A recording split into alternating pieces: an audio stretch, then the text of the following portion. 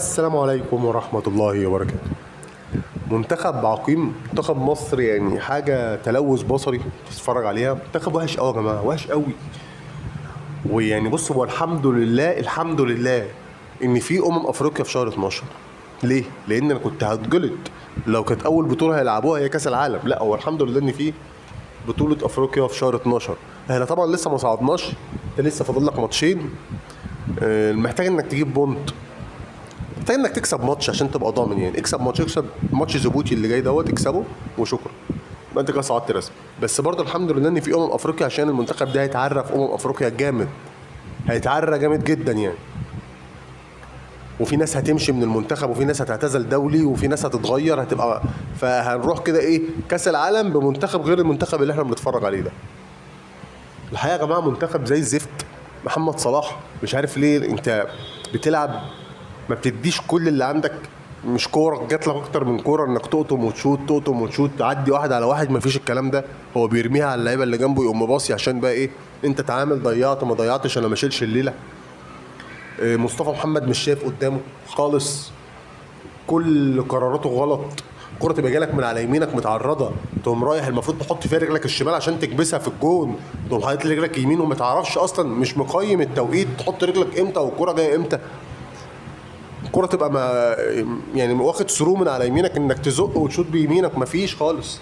هتقعد بقى تقول لي مضغوط مش مضغوط، دي مش بتاعتي. انت راجل فرود منتخب مصر ومهاجم في الدوري الفرنسي، المفروض جات لك 3 4 فرص تجيب منهم فرصة.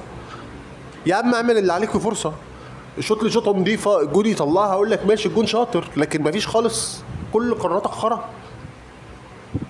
طبعا تريزيجيه مش شايف قدامه. اتفرج على منتخب المحليين اللي مع كابتن حلمي طولان، اللعيبه بقى عارفه، هي عارفه ان المنتخب التاني بيلعب، بس هم بقى عايزين يبينوا ان هم ايه، لعيب الكوره. تلاقي حسين الشحات رمى كوره بوش رجله، رمى ثرو، الورا جابها جون. الباك الشمال بتاع غزل المحله جاب حته جون يا جماعه في المقص، ايه ده، دب بشماله. ميدو جابر قام قاطم وشايط معبيها. هو ده اللي احنا عايزينه من صلاح، ميدو جابر بيعمله. تخيل ان انت عايزه من صلاح، ميدو جابر بيعمله في منتخب المحلي، يقطم، عدي اللاعب، قطم، دخل جوه، طق بوش رجله، جون معروف.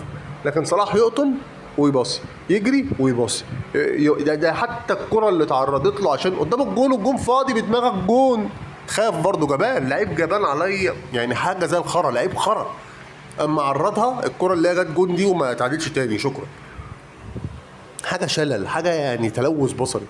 احنا بنتفرج على منتخب مصر ده عشان احنا عندنا حنين بس للمنتخب القديم بتاع ابو تريكه وزيدان ومتعب وميدو عارف انت، كان في عتاوله بتلعب في منتخب مصر، كان في كوره.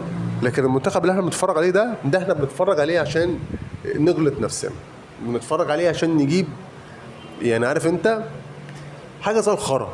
حسام حسن ده انا مستغربه. حسام حسن كان بيمسك الفرق اللي في منتصف الجدول، كان بيعمل، كنت بتلاقي له طريقه في ارض الملعب. كان لما تيجي تلعب حسام حسن تحس ان في شكل للفرقه اللي هو ماسكها، وفي حاجه هو قايلها لهم، وكان بيبقى ماتش رخم. دلوقتي حسام حسن ما بيعتمدش على اي حاجه، بيعتمد على الاسامي اللي موجوده معاه، اسامي فقط. مع ان انت دلوقتي عندك اسامي، زمان كان في محترفين بس ما كانوش بيلعبوا بقى في الليفلات اللي، يعني كانوا بيلعبوا في الدوريات الاوروبيه بس ما كانوش بيلعبوا في الليفل العالي ده. يعني ما تلاقيش مثلا واحد كان بيلعب في ليفربول مثلا، ما تلاقيش واحد كان بيلعب في السيتي، مع ان السيتي زمان ما كانتش يعني موجوده قوي يعني. بس ما كانش يعني، كنت بتلاقيهم في ايه، الفرق اللي في منتصف الجدول، تلاقي في تركيا، تلاقي في بلجيكا، مش عارف ايه. لكن دلوقتي انت عندك اسامي تقيله بس عارف انت، مفيش، انت بيعمل مجهود 100% بس النتيجه صفر.